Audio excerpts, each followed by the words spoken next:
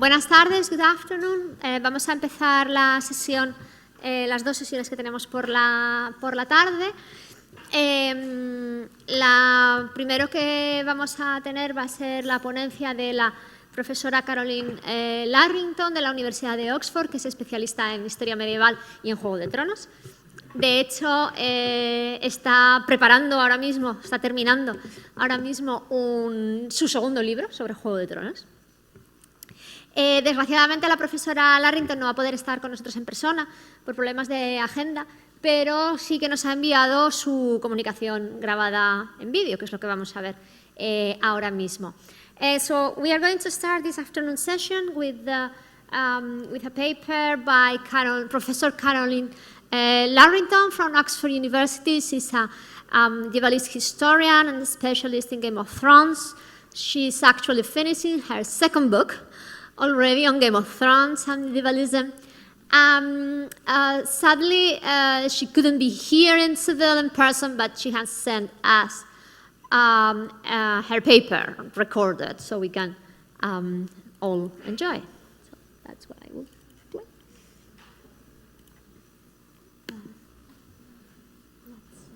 Hello, I'm Carolyne Larrington from St John's College in the University of Oxford. I'm sorry not to be able to join you there in Sevilla for this wonderful conference, but I hope you're all having a great time there and learning a great deal about Game of Thrones. Today I'm going to talk about George Martin's The Song of Ice and Fire and HBO's Game of Thrones and neo-medievalism. Human imagination both produces and is sustained by story, by the narratives of the past and present, and these are in turn fueled by the environments that give rise to them. The medievalist Sarah Sarli has observed, "We know the medieval through its extant material culture, in the form of fragments," and she adds, "Considerable popular interest in the medieval coexists with a lack of precise information about it, so that its image is multiple, fragmentary, and visually unclear." The way in which modern culture understands the medieval past then, and, as I shall argue, quite a bit about itself, is thus shaped by medievalist re-representation of that past as much by the material survivals of the Middle Ages. And the medieval, thanks largely to Tolkien, has become a conventional setting for fantasy, offering the benefits of intertextual illusion and an assumed pre-existing familiarity with medieval or pseudo-medieval cultures. And here are some important definitions that I'll be coming back to from time to time. Shippey's definition of what medievalism is, the study of responses to the Middle Ages at all periods since the sense of the medieval began to develop, and the idea of neo-medievalism in Robinson and Clement's definition, a postmodernist medievalism that is fragmentary, fluid, attempting to encompass all truths, yet also brazenly fictionalizing these apparent truths, a medievalism fully aware and celebratory of the constructed nature of its worlds. And we also need to mention David Matthews' three kinds of Middle Ages, which, rather confusingly, he divides into the grotesque for Gothic, the ruins, the mad monks, the creatures in the attic, versus the romantic, the knights, the castles, the ladies, the chivalry. And he also makes the distinction between the Middle Ages as it was, historical and philological study, indeed the world of medieval studies, the Middle Ages as it might have been, legendary, speculative, including perhaps the classic historical novel, and the Middle Ages as it never was, postmodern and fragmented and fantastic. And so we might here, as an example, think about the historical phenomenon of the Vikings versus the Vikings 1958, the Kirk Douglas film. And I'll be talking about the way in which Martin draws on global history, but also on medievalist fantasy representations to build his world. If you like, then the Vikings and the Vikings 1958 film. And also, as we'll see, he responds particularly to Tolkien here. Now, it is of course possible to write fantasy that's set elsewhere, whether it's in the future, at which point it becomes sci-fi, or in a different past period. So Susanna Clarke's Jonathan Strange and Mr. Norrell, for example, is set in 18th century England, though that is, in technical terms, and drawing on Farah Mendelssohn's classifications, an intrusion fantasy, in which magic erupts suddenly into a historically plausible reality. And China Miéville and Neil Gaiman have written intrusion fantasies set in modern London and modern America. Immersion fantasies, and that's the mode in which Martin's book series is written, are more traditionally imagined as complete worlds, whose difference from modernity has to be marked. Yet the time and space within which the story is set will not be totally unfamiliar. If the author's world-building task is not to be exhausting, he must build it out of the castles, the knights, the horses, the customs that we already know and understand.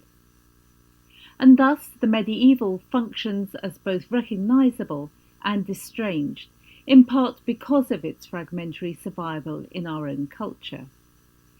And as Arthur Lindley observes, speaking here of medieval film, but making an argument equally valid for medieval fantasy in other media, films of the medieval period present their mater in an analogical relation, as type or antitype of current circumstances, as allegorical representation of them, or as a strange retelling. The distant past may mirror us.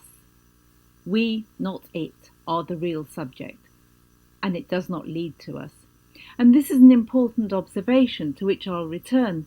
Medieval fantasy does not purport to explain how our modern society came about in any linear sense, but rather the fantasy world is analogous to ours, and that's a crucial part of making meaning for fans, for Martin, and of course for the two showrunners of the HBO show, David Benioff and Daniel Weiss, and for us as medievalismist scholars.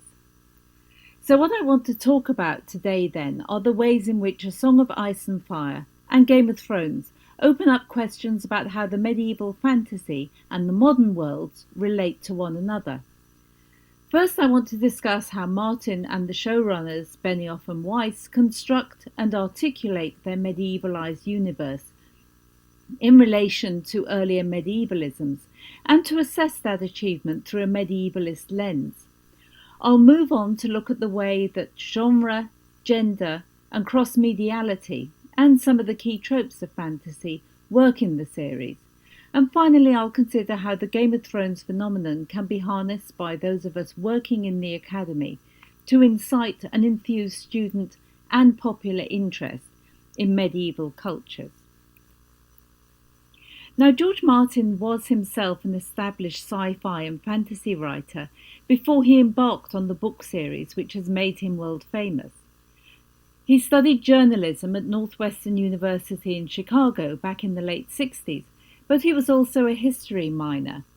His profound and continuing interest in history, in particular political and social history, shapes his approach to world building in A Song of Ice and Fire. For Martin has done a good deal of research into, and importantly a good deal of thinking about, different medieval societies and how they function.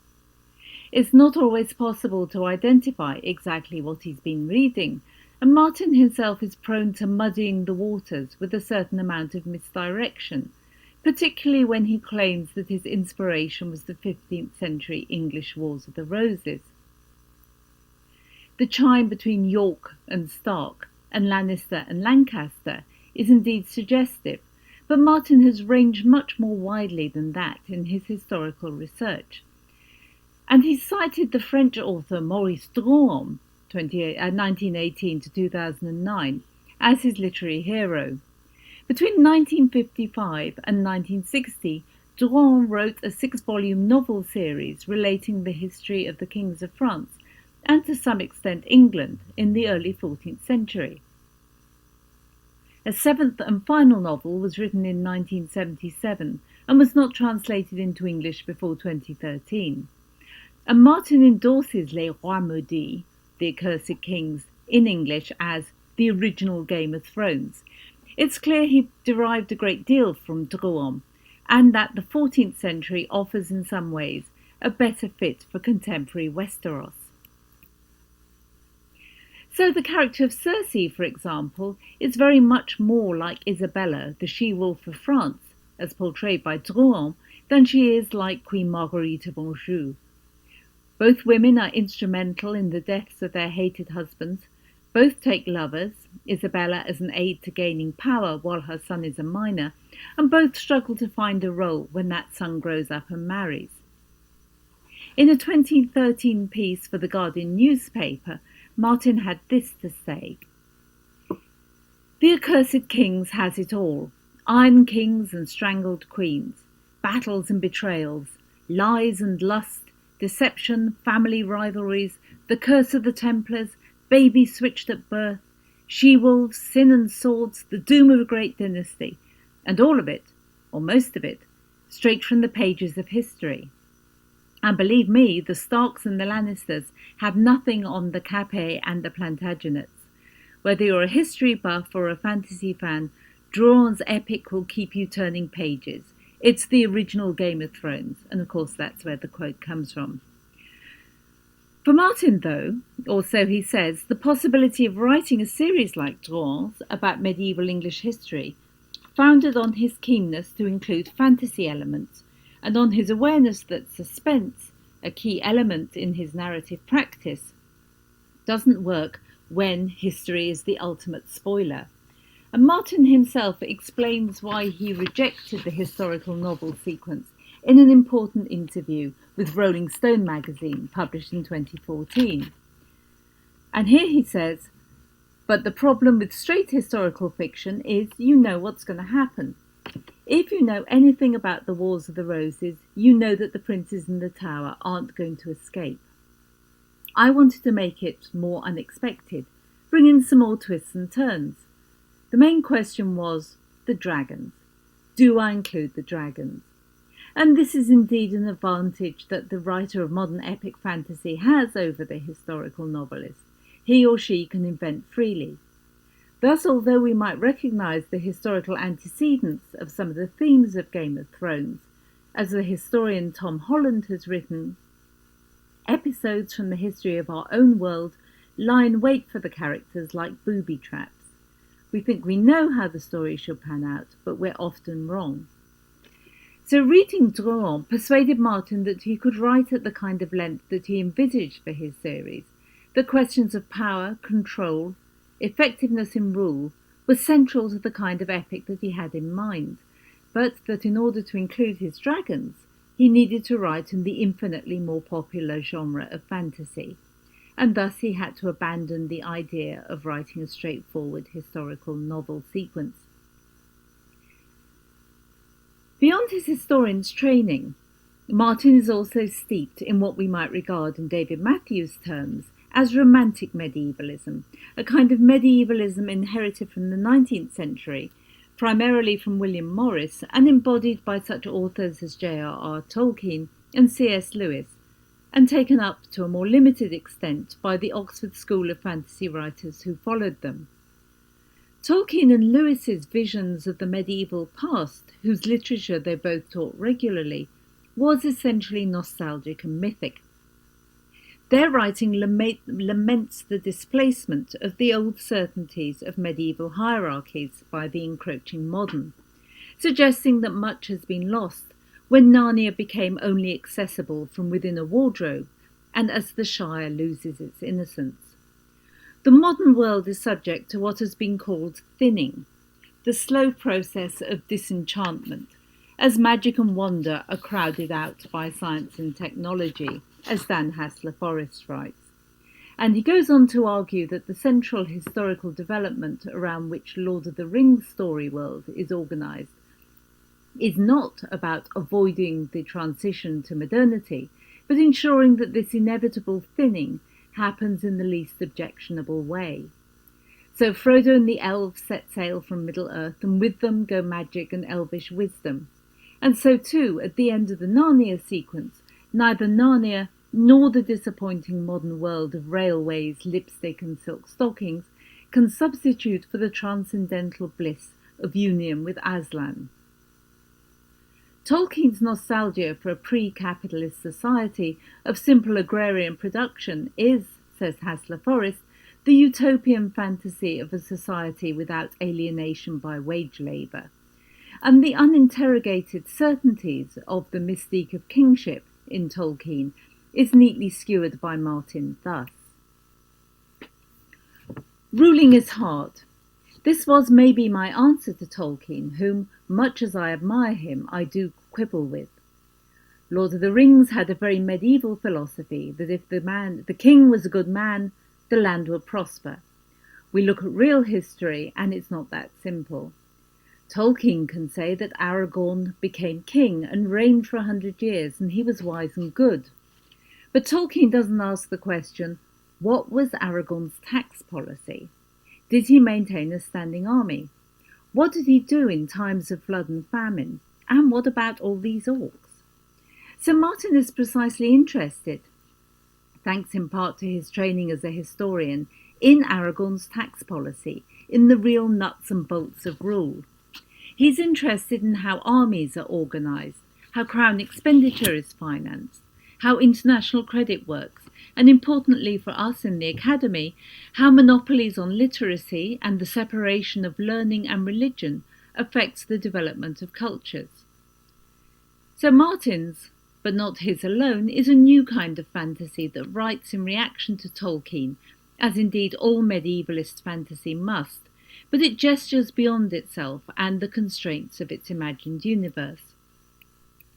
And so, for example, Martin reacts consistently and critically to the romantic chivalric dream of knights and ladies, of castles and minstrels, as in the old songs about Jonquil and her knight fool Florian, that bewitch Sansa and make her believe herself to be in love with Joffrey. And here's Sansa's first glimpse of chivalry in the tourney of the hand. The splendour of it all took Sansa's breath away. The shining armour, the great chargers caparisoned in silver and gold, the shouts of the crowd, the banners snapping in the wind, and the knights themselves, the knights most of all. It's better than the songs, Sansa breathes. Now, a more pragmatic and critical view of chivalry is robustly offered by the Hound, who says this: a knight's a sword with a horse. The rest, the vows and the sacred oils and the ladies' favours, they're silk ribbons tied round the sword. Maybe the sword's prettier with ribbons hanging off it, but it will kill you just as dead. Well, bugger your ribbons and shove your swords up your arses. And it's interesting, I think, that Martin and indeed Benioff and Weiss should work so hard to debunk the popular romantic myth of chivalry without seeking either to modify it or to replace it with a more nuanced account. Chivalry and courtliness is a behaviour that the power players employ to get ahead, and we don't see any of its positive effects as a civilising process in Norbert Elias's sense. We could argue then that the only person who truly practices chivalry in the Seven Kingdoms is Brienne, and perhaps that's something that's been recognised here in the final season. Now I want to turn to questions of genre. And A Song of Ice and Fire / Game of Thrones is fundamentally epic fantasy, exhibiting most of the conventional features of the genre. Public, political, concerned with the fates of nations, in particular, of course, the question of who should sit on the Iron Throne, it begins in medias res, it features more than one journey to the otherworld or the underworld, and it does invoke the religious or supernatural as an important part of its framework. But epic attracts companion and symbiotic genres, and these offer narrative space for those elements which high epic ignores or minimises. So Martin thus incorporates other genres, for example, the detective story. Who killed John Arryn and why? And I'm sorry about the rather grim picture of John Arryn there. And that's the burning question of the first book in the series, though the answer only comes finally in season 5. And influential too is the buddy movie with its odd couples, Tyrion and Jorah Mormont, Brienne and Jaime, Brienne and Pod, Arya and the Hound, Jon Snow and Ygritte. And that's a tale that verges on screwball comedy, but of course ends tragically. And it's worth noticing that unlike the traditional masculine buddy movie, with its reliance on differential distribution of brain and brawn, or funny guy and straight man, many of Martin's odd couples are cross-gender. And of course there's also comedy involving very frequently Tyrion or Brienne or Pod.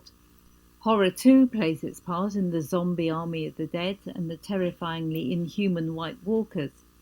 And then perhaps the dominant subgenre, romance, but understood in its medieval and not in its modern sense.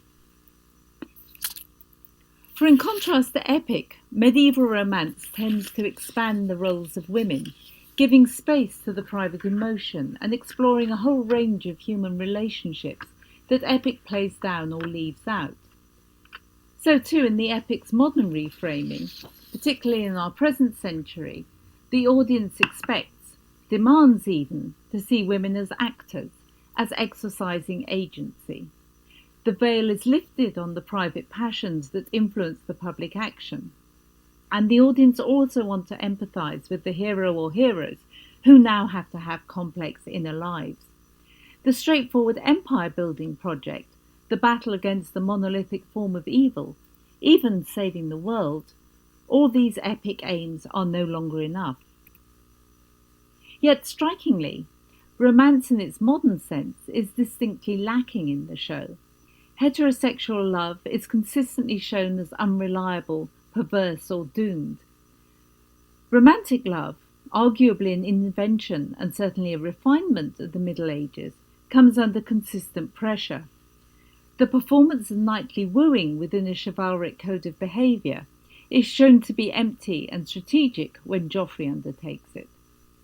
Sansa's long journey towards disillusioned pragmatism is aided, after her father's death, by the sceptical running commentary on love offered by Cersei, exemplified by "the more people you love, the weaker you are. You'll do things for them that you know you shouldn't do. You'll act the fool to make them happy, keep them safe, love no one but your children. And love is poison, a sweet poison, yes, but it will kill you all the same." And the other passionate attachments, Jon and Ygritte, Robb and Talisa, end disastrously. Jon's feelings for the wildling woman are always in tension with his loyalty to the Night's Watch. Robb's relationship with Talisa in the show is entirely understandable and sympathetic in modern terms. They meet cute, they tussle a bit about different values and viewpoints, kiss, become lovers, and they're clearly made for one another. In contrast to the books, where he's entrapped by considerations of honour into marrying a minor noblewoman's daughter for whom he has little feeling. In the show, Robb's is a true and modern love, yet it does not save him and his pregnant wife at the massacre of the Red Wedding. The show's most significant generic model within the epic structure has emerged, I think, as the Bildungsroman. The learning curves of the younger generation, Daenerys, Jon Snow, Sansa, Arya, Bran, Theon, if not Cersei's children, have been crucial to the developing storylines. The young people's goals, apart from Daenerys, are not clearly constituted, and I think that's still the case. Marrying and living happily ever after is explicitly problematised through the romantic and marital experiences of Jon and Sansa. Family reunion for the Starks and a restoration of their fortunes may serve to give closure to their histories, but we shall see. Daenerys has learned about power and politics, about strategy and trust, yet she remains lonely and isolated in her present situation. Especially, I think, if the bittersweet ending the showrunners keep promising, if that emerges, I don't know where it will leave Daenerys. Arya too has been on a steep learning curve from tomboy to trained killer. She's learnt discipline and ruthlessness in step with one another. And Sansa has become now, finally, a major player in the game. And Tyrion, perhaps the world's most unlikely hero, whose journey has taken him from the Wall to Slaver's Bay and back to King's Landing, from dissolute drunk to brilliant war strategist, to parricide to Hand of the Queen. Where he'll end up in the game is one of the series' most intriguing questions. And allied with the key move, learnt from Drouin and from Tolkien of multiplying his heroes, is Martin's emphasis on the redemptive arc. Here it's Jaime who's done most to change from the man who pushed Bran from the tower with that throwaway line, "the things I do for love," that line which of course comes back to haunt him. For the things he does for love, for his daughter, for his brother, for his friend Brienne, have humanised Jaime. With the loss of his hand came humility, resignation, and some wisdom. One of Martin's most important generic innovations, as I mentioned earlier, is his abandonment of the convention of empathetic alignment with a single epic hero. Instead, the series offers a number of possible heroes, some from the flawed older generation of men, Ned Stark, Stannis Baratheon, and some from the next generation, which now, importantly, includes women. And so Martin says, if you look at the books, my heroes and viewpoint characters are all misfits. They're outliers. They don't fit the roles society has for them. They're cripples, bastards, and broken things. A dwarf, a fat guy who can't fight, a bastard, and women who don't fit comfortably into the roles society has for them. Now, the juxtaposition of women with the cripples, bastards, and broken things is in some ways troubling. But it also flags up another of Martin's major departures from the Tolkien model. Women are foregrounded and given unconventional roles, a move which explains in part the show's wide appeal to female viewers. The focus on female experience has provoked repeated questions about sexualization and sexual violence. In part, the nudity in sexual scenes, such as the notorious sex position scene in Peter Baelish's brothel in Season 1, Episode 7, is explained by HBO's careful positioning of itself as a cable channel which dares to show what the more anodyne, the more vanilla terrestrial channels of US TV cannot show.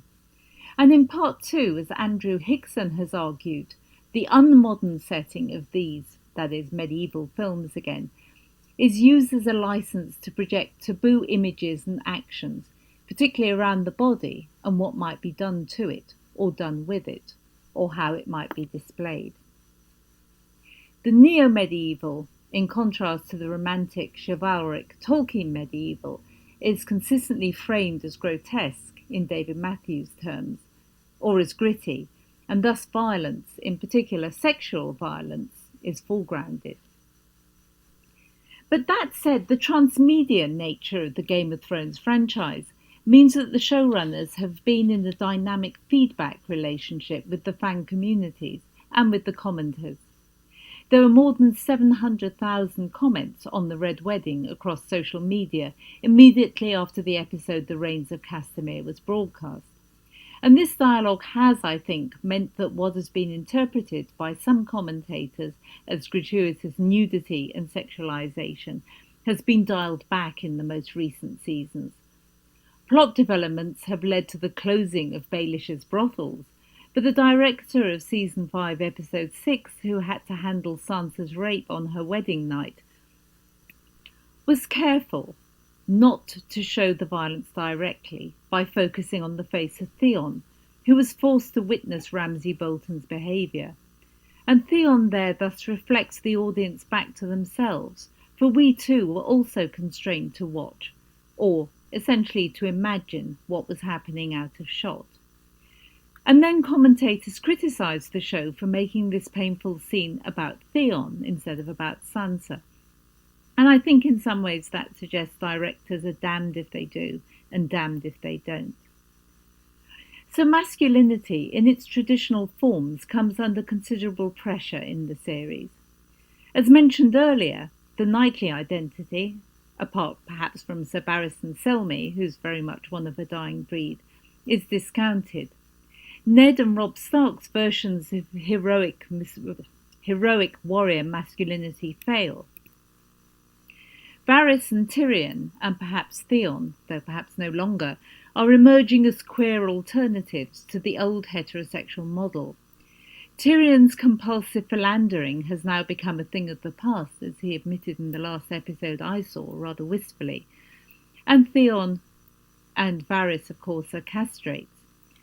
Jon Snow has problematic revelations about his origins to deal with, which are going to complicate his romantic life. Yara in the show is a lesbian who frequents brothels along with her men. And that women seem likely to play crucial roles in the endgame, certainly Sansa and Daenerys. Yara perhaps, I hope Brienne, and certainly Arya. All this unsettles the traditional epic paradigms. These are not princesses who are going to be handed over to the epic hero as his prize.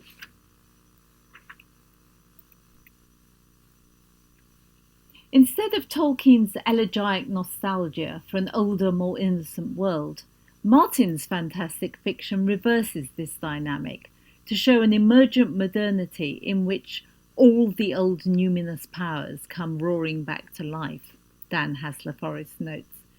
Indeed, the show and the books begin with an uncanny scene. The men of the Night's Watch from Castle Black ride out to investigate reports of wildlings at large in the haunted forest. They find the corpses arranged in a strange ritualistic pattern. They report to their commanding officer, who insists on seeing for himself, but when they return, the corpses have gone. Then they're attacked by what will turn out to be a White Walker, and they're watched by the animated corpse of a girl with strangely ice-blue eyes. And then, apart from some further Walking Dead activity at the Wall, that's the last that the first book and the first season manifests of the supernatural, until the very end when Daenerys emerges from the fire with her newly hatched dragons. Magic is suppressed, for this is a world which is already thinned, one in which the dragons shrank to the size of dogs a century ago and have now become extinct. The topos so typical of intrusion fantasy, the awakening of the old magic, complicates and animates a world which up till now has largely engaged with political and social history. To sideline magic to this degree is a bold move, I think. Just as Martin challenges the conventions of epic, so he makes the audience and readership wait and wait for the dragons until the final moments of the first book. And it's not until Season 2, Episode 2, that we get a clear sight of a White Walker, viewed through the horrified perspective of Jon Snow. This is a bold move in terms of fantasy tropes. Now finally, in classifying Game of Thrones under the category of the neo-medieval, of the postmodern medieval, it's worth considering how epic fantasy always reaches outside of itself to the contemporary, even as it positions itself as a pseudo-historical account of the affairs of God and men. Medievalist epic operates, as Arthur Lindley noted at the beginning of this talk, as analogue, if not necessarily as allegory.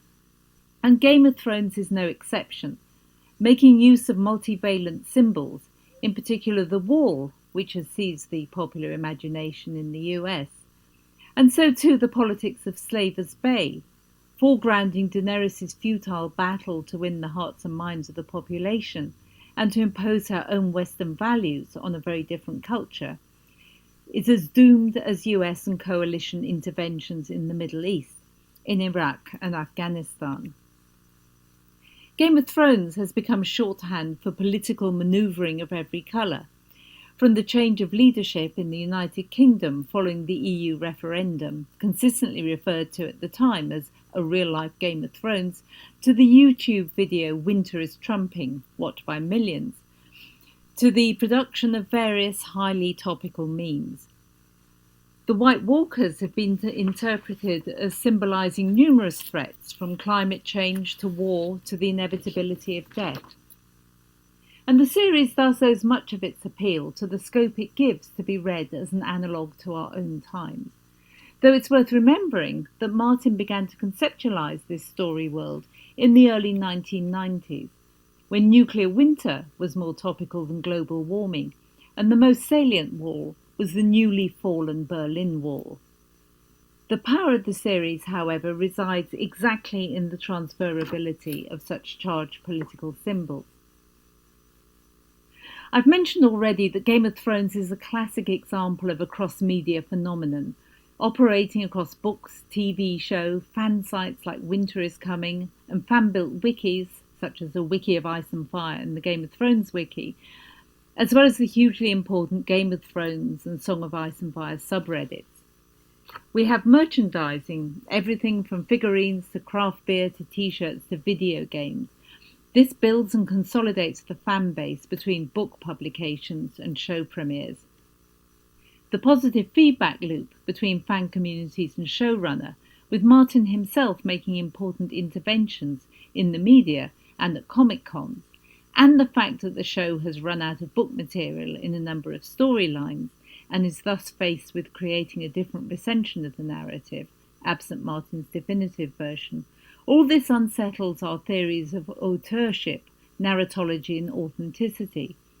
Who will own and authorise the final version, assuming that one of the story's iterations can ever be understood as definitive? In conclusion, I want to offer some reflections on what I've been calling the new medievalism or neo-medievalism. It's an engagement with the medieval past that is critical rather than nostalgic or idealistic, precisely because it's anchored in historically based economic and social realities. The excision of nostalgia, in the vein of Tolkien, has the effect of anti-thinning.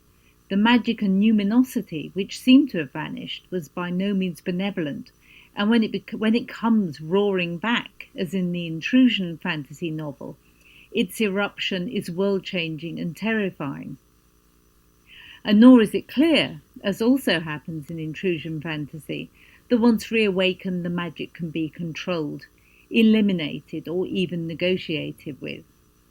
Such metaphysical uncertainty, particularly around the White Walkers, is profoundly unsettling. This new medievalism, then, is gritty. It makes implicit claims for authenticity through its intensification of the graphic violence and sex that's present in the books, but exaggerated and stylized when visually realized in the show. The new medievalism, as represented by Game of Thrones, has undoubtedly generated the largest audience for medieval fantasy since Tolkien. To call the show The Lord of the Rings for the 21st century is no exaggeration. And since I've been working on Game of Thrones, I've been asked, usually by journalists, not by fellow academics, how research into this popular cultural phenomenon can be justified. Isn't Game of Thrones just too trivial, too popular, too sensationalist for us to be interested in? And there are, it seems to me, two possible answers to this. The first is to make the argument that Game of Thrones operates as a kind of gateway drug, that just like Tolkien, it can be marketed as a soft introduction to medieval literature and history, rather along the lines of an Amazon recommendation. If you like Game of Thrones, you'll love Beowulf, or Mongol history, or Norse mythology. But increasingly, university teachers are harnessing Game of Thrones as a teaching tool to inspire student interest in genuine medieval phenomena, as I know from many contacts in teaching around the world, from Brazil to Canada, from Australia to Iceland. But secondly, it's also vital to insist on the relevance and value of Game of Thrones as a cultural phenomenon in its own right. The series is capable of analysis in traditional literary terms, investigating themes, characters, genres, structure. The whole armour of narratology can be brought to bear upon it. And that's what my next book on the topic is going to be about. All Men Must Die, I hope coming in 2020. But Quentin Tarantino's 1994 film Pulp Fiction gave birth to the phrase, "I'm going to get medieval on your ass," memorably uttered by Ving Rhames as Marcellus Wallace. And the medieval scholar Carolyne Dinshaw recuperated this phrase in 1999, when she used it as a title for a groundbreaking study of the queer Middle Ages. She concludes, "Getting medieval is not undertaking brutal private vengeance in a triumphal and unregulated bloodbath, as Marcellus Wallace threatens in Pulp Fiction, but using ideas of the past, creating relations with the past, touching in this way the past in our efforts to build selves and communities now and into the future." And this, I think, is what Game of Thrones at its best does. Deploying ideas of the past to speak powerfully to the present, harnessing a range of radically unfamiliar emotions, calling into question our contemporary norms, unsettling our understanding of empathetic and ethical behaviour, in order to move, to challenge, and to entertain its global audience. Thank you all very much for listening.